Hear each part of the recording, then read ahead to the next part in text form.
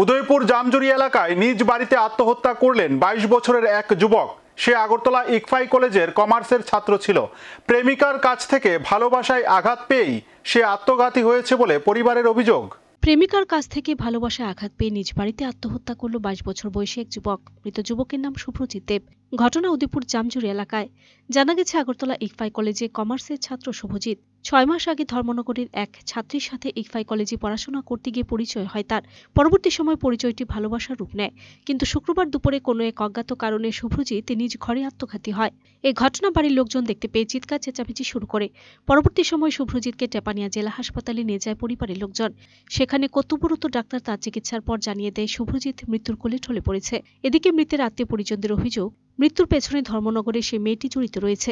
এই ঘটনায় কাকরাবন থানায় একটি অভিযোগ দায়ের করা হয়েছে শুভ্রজিতের পরিবারের পক্ষ থেকে। সব মিলিয়ে নিষ্ঠুর ভালোবাসা আরও একটি তরতাজা প্রাণ কেড়ে নিল। মা বাবা হারালো তাদের সন্তানকে, বোন হারালো তার আদরের ভাইকে। এই ঘটনায় মৃতের পরিবারে নেমে এসেছে গভীর শোকের ছায়া। গোটা ঘটনা সুষ্ঠু তদন্তের দাবি তুলেছে শুভ্রজিৎ দেবের পরিবার।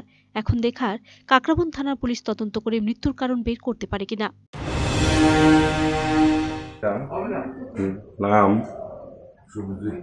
শুভজিৎ দেব। কালকে আনুমানিক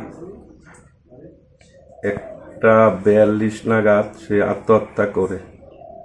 এই আত্মহত্যার পিছনে মূল রহস্য হচ্ছে, ধর্মনগরের একটি মেয়ে বেশ কিছুদিন ধরে ওকে ব্ল্যাকমেইল করে, ওর থেকে টাকা পয়সা এবং ও মোবাইল খরিদ করে দেয় মেয়েটাকে 1 লাখ টাকা দিয়ে।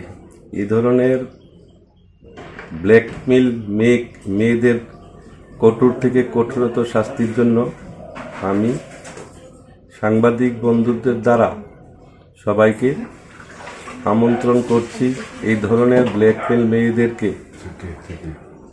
ভালো করে শিক্ষা দেওয়ার জন্য আমি সাংবাদিক বন্ধুদের দ্বারা সারা ত্রিপুরার মানুষকে আমি অবগত করছি। Video report search entertainment.